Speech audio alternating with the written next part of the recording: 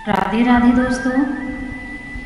गरुड़ पुराण में भगवान विष्णु ने किस प्रकार यमलोक का वर्णन किया है। गरुड़ जी पूछते हैं, हे भगवान, हे सृष्टि के पालनहार, आप मुझे बतलाएं यमलोक का दृश्य कैसा है तथा चित्रगुप्त का भवन कैसा है।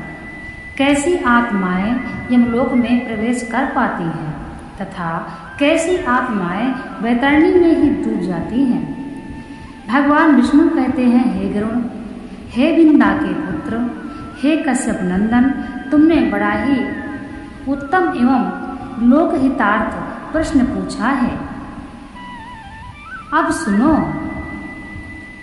जो आत्माएं पाप कर्म करती हैं वह आत्मा यमराज के दरबार में नहीं पहुंच पाती हैं तथा जो आत्माएं पुण्य कार्य करती हैं, अपने जीवन में भक्ति करते हैं जो व्यक्ति, उनकी आत्मा ही यमराज के दरबार में पहुंच पाती है। यमराज का दरबार बहुत ही शोभायमान है। जब मनुष्य के प्राण निकलते हैं तब यम के दूत आते हैं। यम के दूत बहुत ही भयंकर होते हैं तथा आत्मा को भयभीत करते हैं। आत्मा की प्रताड़ना, व्यक्ति के प्राण निकलते ही आत्मा की प्रताड़ना शुरू हो जाती है। यम मार्ग बहुत ही कठिन है। यम मार्ग में 16 नगर पड़ते हैं तथा तरह तरह के भयभीत करने वाले नगर हैं। आत्मा सभी नगरों को पार करके यमलोक तक पहुंचती है। यम मार्ग इतना कठिन है कि आत्मा को बहुत कष्ट होता है। यहाँ पर सुख सुविधा की कोई भी एक भी वस्तु नहीं है। छाया के लिए कोई वृक्ष नहीं, पीने के लिए आत्मा को पानी नहीं मिलता तथा कीलों और कांटों पर चलाया जाता है, अग्नि के अंगारों पर चलाया जाता है तथा बैतरणी नदी पर पीप रक्त और मवाद से भरी नदी पर व्यक्ति को डुबोया जाता है।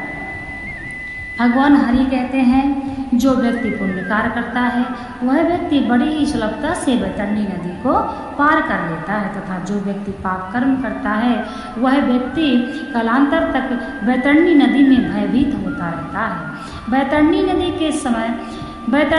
के समीप 12 सूर्य एक साथ उगे रहते हैं। उस बैतरणी नदी में इतनी गर्मी होती है कि उस गर्मी से बचने के लिए आत्मा उस पीप रक्त मवाद की भरी नदी में स्वयं को बचाने के लिए डूबती निकलती रहती है तथा घोर यातना का वह सामना करती है। इस तरह का कष्ट सहन करके वह अपने भाइयों, भ्राता, परिवार को याद करती है और बिलख बिलख करके रोती है। जब आत्मा 16 नगर पार कर लेती है फिर वह यमराज के द्वार पहुंचती है। यमपुरी के दोस्तों 4 द्वार हैं। अब हम आपको बताएंगे यमलोक कैसा है। जब आत्मा 16 नगर पार करती है तब वह यमपुरी पहुंचती है। यमपुरी में 4 द्वार हैं, पूर्व द्वार, पश्चिम द्वार, उत्तर और दक्षिण द्वार। पूर्व द्वार में सैकड़ों पताकाएं लहराते हैं तथा अप्सराएं नृत्य करती हैं और तरह तरह के वाद्य यंत्र बजते रहते हैं, बड़ा ही शोभायमान। पूर्व यमपुरी का द्वार नील मणियों तथा अनेक हीरों से जड़ा हुआ, चमकता हुआ देखने में व्यक्ति लालायित हो जाता है। ऐसा यमपुरी का पूर्व द्वार है। पूर्व द्वार से पुण्य कार्य करने वाली आत्मा ही प्रवेश करती है। जो व्यक्ति अपने जीवन में दान करता है, धर्म करता है, माता पिता की सेवा करता है, भगवान की भक्ति करता है, गुरु का सम्मान करता है, ऐसा व्यक्ति ही यमपुरी के पूर्व द्वार से प्रवेश करने को पाता है। अर्थात ऐसे व्यक्ति की आत्मा ही पूर्व द्वार से प्रवेश करती है। अब दोस्तों बात करते हैं उत्तर की। उत्तर द्वार कैसा है। यमपुरी का उत्तर द्वार बहुत ही शोभायमान है। द्वार में घंटा तथा ऋग्वेद के उच्चारण होते रहते हैं। अच्छे अच्छे मांगलिक मंत्रों के उच्चारण होते रहते हैं तथा वाद्य यंत्र बजते हैं। तरह तरह के सजावट के लिए यम द्वार पर व्यक्ति देखकर खुश होता है। उसको देखते ही रह जाता है। तथा अप्सराएं नृत्य करती हैं, बहुत ही देखने में अच्छा होता है। जिस आत्मा को उत्तर द्वार से प्रवेश करना होता है उसको उत्तर द्वार पर ले जाया जाता है। तथा जो आत्मा पुण्य कार्य करके आती है, अपने जीवन में किसी के साथ हिंसा नहीं करती है, किसी के साथ विश्वासघात नहीं करती है, ऐसी आत्मा को भी उत्तर दिशा में उत्तर द्वार से प्रवेश करने को मिलता है। पश्चिम द्वार में हमेशा घंटा शंखनाद करते हैं तथा 24 घंटा भगवान का भजन होता है, कीर्तन होता है और तबला ऐसे वाद्य यंत्र बजते हैं और शंखनाद होता रहता है। बहुत ही सजा हुआ भवन लगता है। पश्चिम द्वार देखने योग्य है तथा जिस आत्मा को उस द्वार से जाने को अवसर प्राप्त होता है वह आत्मा धन्य हो जाती है। तरह तरह के नीलमणियों से सुसज्जित है पश्चिम द्वार और पुण्य कार्य करने वाली ही आत्मा, अपने जीवन में दान धर्म करने वाली, गुरु को सम्मान देने वाली, जीवों पर दया करने वाला व्यक्ति की आत्मा ही पश्चिम द्वार से प्रवेश करती है। अब बात करते हैं यमपुरी के दक्षिण द्वार की। दक्षिण द्वार बहुत ही भयानक होता है। जिस आत्मा को यमपुरी के दक्षिण द्वार से प्रवेश कराया जाता है वह महापापी आत्मा ही होती है। दक्षिण द्वार देखते ही आत्मा भयभीत हो जाती है। दक्षिण द्वार पर खूंखार जानवर, शेर, चीता, बाघ, भेड़िया इस तरह के जानवर बैठे रहते हैं तथा उनके मुख से 24 घंटे आग निकलती रहती है। व्यक्ति आत्मा जब दक्षिण द्वार पर पहुँचती है वह देखकर अपने परिजनों को याद करके भयभीत होकर रोती है, हाय हाय चिल्लाती है। इसलिए पाप कर्म करने वाली आत्मा ही दक्षिण द्वार से प्रवेश करती है। अब बात करते हैं यमलोक कैसा है। यमलोक देखने में भगवान कहते हैं, हे गरुण, अब मैं आपको बताता हूँ यमलोक का दृश्य कैसा है।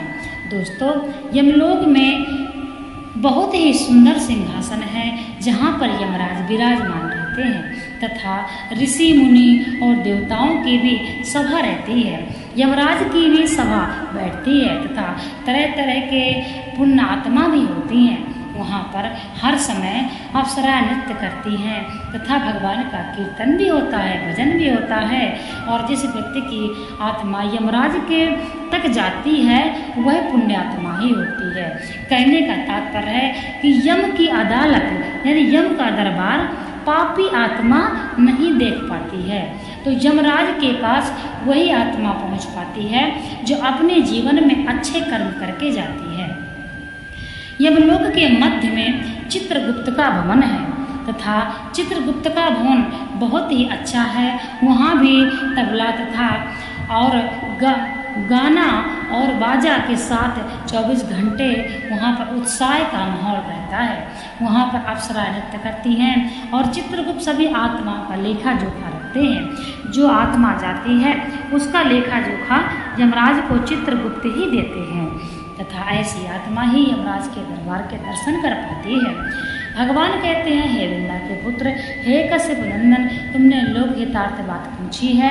जो व्यक्ति गरुड़ पुराण को पढ़ता है, सुनता है, वह व्यक्ति अपने जीवन के गति को सुधार सकता है। इसलिए गरुड़ पुराण को पढ़ने में भयभीत नहीं होना चाहिए। इसको आप अवश्य पढ़ें। जीते जी गरुड़ पुराण पढ़ना बहुत ही अच्छा होता है, क्योंकि जब हम जीते जी कोई चीज़ नहीं समझेंगे तो हम अपने कर्मों को कैसे सुधार पाएंगे। इसलिए मनुष्य ही श्रेष्ठ है सभी प्राणियों में। सभी मनुष्य को अपने परलोक का ऐसी यात्रा करना चाहिए उसे दुख ना मिले। तो परलोक कैसे सुधर सकता है? जब व्यक्ति अच्छे कर्म करता है। अच्छे कर्म करने वाले व्यक्ति को जब लोक के रास्ता में मार्ग में कम कठिनाइयों का सामना करना पड़ता है तथा जो व्यक्ति अपने जीवन में पापरत रहता है उस व्यक्ति को यम मार्ग में बहुत ही कष्ट का